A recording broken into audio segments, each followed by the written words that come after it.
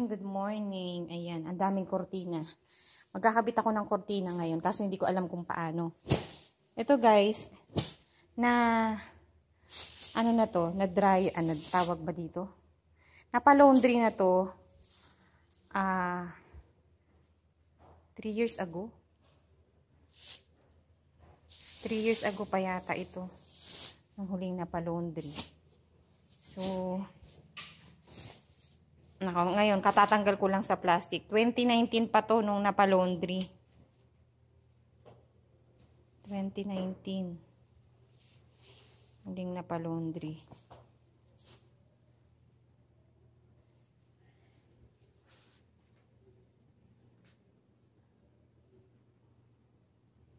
Yan, ikakabit natin to lahat. So, mabango-bango pa siya. 3 years ago na. Ng hindi yata laundry, ang tawag yata dito dry clean. Dry clean lang ata. So, parang pinlansya din.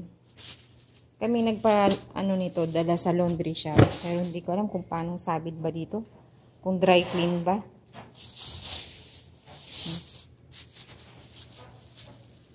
Hindi ko alam kung iisa lang ba sukat nito mga ito. Ang dami naman pala nito.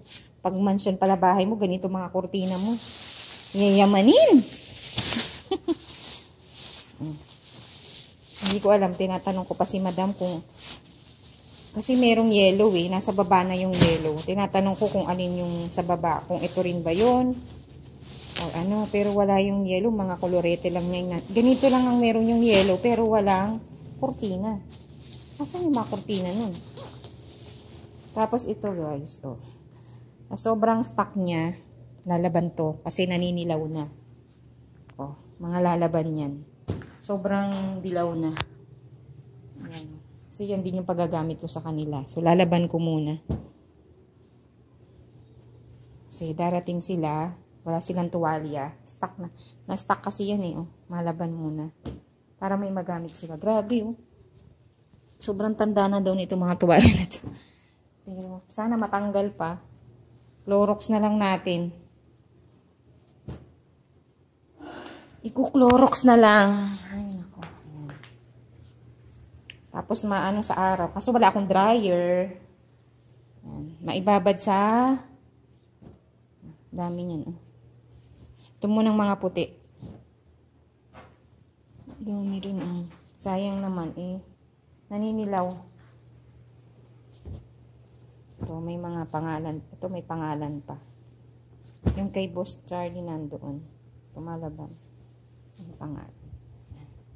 Lalaban natin. Para may magamit sila. Okay. Ito muna ako guys. Ayan. Tanggalin ko muna sa mga plastic to isa-isa at check upin ko muna. So ayan guys.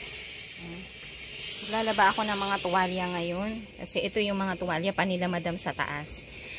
Inisip ko kasi wala silang gagamitin pagdating nila. Maliligo sila, mag-ano. So, laban ko na rin yung mga tuwalya nila. Stock na daw to, ilang taon na.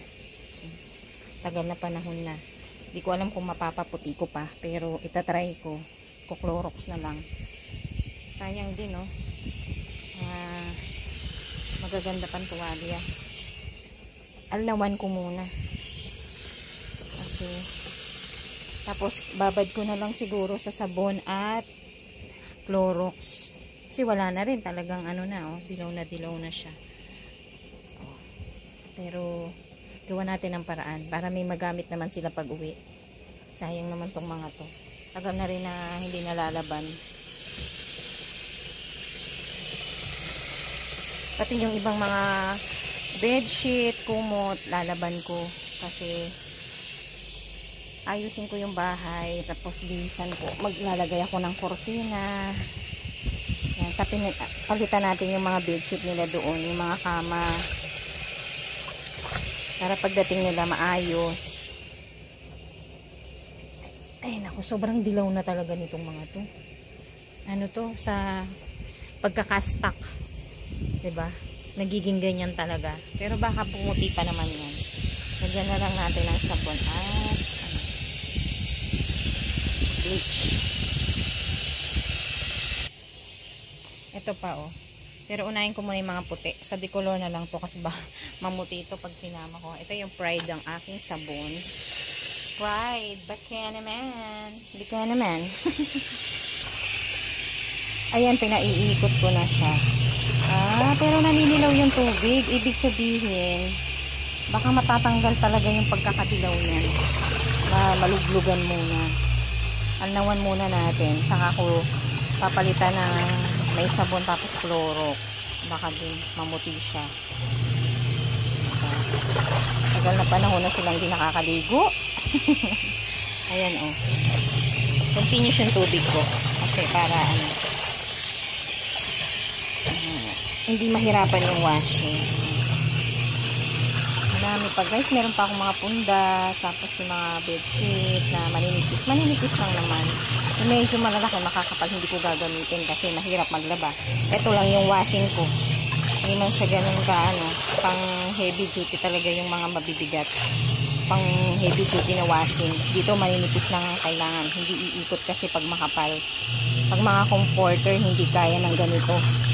Dapat talaga pinapa dry clean or hindi ko alam kung sa comforter dapat ba din na dry clean or laundry lang, hindi ko rin alam hindi naman kasi ako nagpapagano.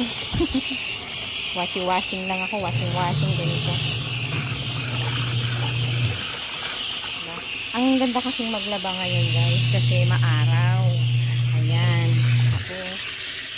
Ayan, naglilinis pa kami naglabas kami ng mga hindi na ginagamit doon, yung mga nasisira na. Tapos ito yung damit ni Boss Charles. Ayan, ni Boss Charlie. Ang laki-laki ng short niya, di ba? Kasya 2 tao dito. Nilaban ko na rin yung mga damit nila. Naando na yung damit ni Madam, nauna na, tatuyo na. Ito, kasasampay ko lang yung kay Boss kasi malalaki yung sa kanya tsaka mga decolor. Ang lalaki ng mga t-shirt niya. Ayan. Paarawan ko. Mamaya ililipat ko siya dun sa pinatitik-tik ko lang dito. Wala kasi akong dryer. Ito muna. Ang bibigat kasi pagka binitbit ko siya na ang bibigat. Kaya patiktikin ko muna siya. Mamaya ililipat ko pa siya dun sa may maaraw talaga na Kasi pag magsasampay ako, hinahang ko muna dito. Nahayaan ko muna siyang matiktik dyan. Tapos tsaka ako ililipat sa sampayan. Kawawa ang braso natin. So, nangangaling na rin yung braso ko. Ayan. Alnaw lang yan guys, hindi pa yan sabon. Pero ewan ko ba't siya bumubula. Siguro dahil pa. Ayan nawawala. Wow, nawawala siya paunti-unti. Sa pagkaka-stack lang talaga siguro. Mana natin yung mga, ayan, ito. Sobrang dilaw na. Hindi ko na rin kasi kaya kung kukusutin ko to sa kamay ko. Wala, hindi ko rin kagaya nito na washing na talagang nawawasiwas niya. Ganyan. Ayan may insekto pa. Ayan, para mawala yung mga Alaw na natin dito. Pero mamaya siguro mga 3 lang na tuwalya. Kasi para hindi mahirapan yung washing. Yan guys, sumasama na sa tubig yung paninilaw. Pagkakastak lang to. Ayan guys, naalnawan ko na yung mga basahan. So ayan, napigaan na rin. So nagsalang na ako ng panibagong tubig, tapos nilagyan ko ng sabon at Clorox. Ayan, isasalang ko na sila sa washing. Ito ang unang sabon. May Clorox na yan. Muna natin.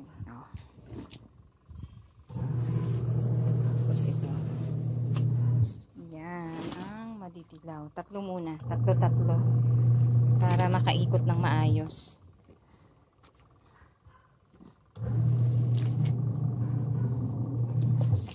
Yan. Sana pumusyaw siya. Mawala yung paninilaw. Kung wala, hanggang doon na lang talaga siya. Try natin yan. Paputiin. Okay. Marami pang susunod. Marami pa. Ang dilaw talaga siya. As in Dapat to, tapos matatanggal to pag kinula pa.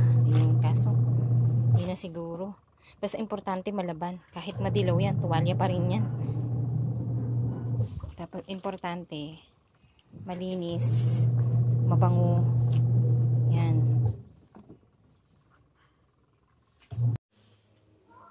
Ayan guys, nandito ako ngayon sa sala at sinimulan ko na nga magkabit-kabit ng kurtina kasi alam ko mapapasabak ako, no, para ako makikipag ano nito. Sa lapad ba naman at taas ng mga kabitan ng kurtina, talagang ano, naninibago ako kasi yung bahay ko hindi naman ganito. Yung bahay ko dati hindi man ganito. Maliit lang yung bahay namin. So, isang taasan lang ng braso mo, ayan na. Hindi kagaya nito, guys. Napakataas talaga. Gumamit pa ako ng hagdanan dyan. Mataas na, malapad pa. So, nahirapan nga akong ikabit tong mga kurtina na to kasi nga, hindi ko alam kung alin yung para sa taas ng bahay, doon sa mga masters, sa masters bedroom nila, doon sa mga kwarto. Tapos, hindi ko alam kung alin yung, syempre meron pang dining table, meron pang, eto sa sala niya, 2 ganyang malaki. O, tapos dun sa mga, bukod pa sa mga kwarto, tapos dun sa may hallway. Ang dami kaya, lahat ng butas, halimbawa, bintana, tsaka pintuan, may kurtina talaga. So, naninibago ko dahil wala naman ako mapagtanungan kung ano ba, alin ba yung para dito, para dito. So, nanguhula lang din ako dyan. Kung gano'n yung lapad at haba, yun na lang din yung pinagbabasehan ko. Sa dami ng kurtina na yan, guys, na nakabalot, lahat yan binulat-lat ko. Inalam ko yung mga size nila kung gaano kalapad, gaano kaigsi, or yung meron nagkakapalit na mas medyo mahaba. Dun sa laylayan minsan nagkakatalo eh. Hirap kaya niyan, pag nagkamali ka, tanggal ka na naman, palit ka na naman, balik ka uli, akyat ka uli ng hagdanan. Guys, ang ganda ng kurtina. Kurtina pa lang ni Madam. Papakita ko sa inyo. Yan, nakabitan ko na, oh, di ba? Nakabitan ko na yan. Kaso madilim nga lang, pero syempre meron namang ano. Pati ito, yan, nalagyan ko na. So, lalagyan na lang natin para hindi siya madilim. Ito, igaganon na lang natin. I-open natin ng ganyan. Tapos, igaganon ko. Meron naman siyang mga tali dyan. Mga hook, tali. Okay. Ayusin natin. O, diba? Yayamanin ng bahay ni Madam. Pwede lang isang na. Parang ginto eh. Kumikinang. Parang may magaganap na dibu.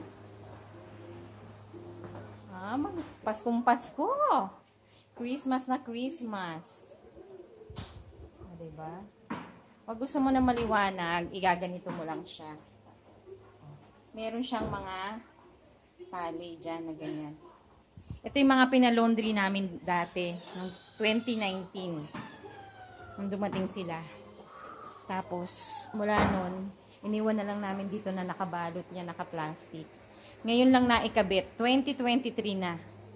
Mula 2019, umalis sila. 4 years.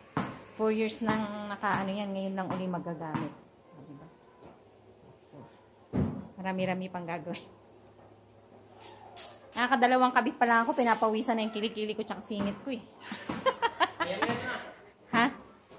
Ito pa, dito pa sa kabilang bintana, yung medyo maliliit na kortina.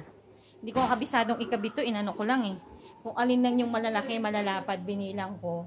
Sakto dun sa malalaking bintana niya.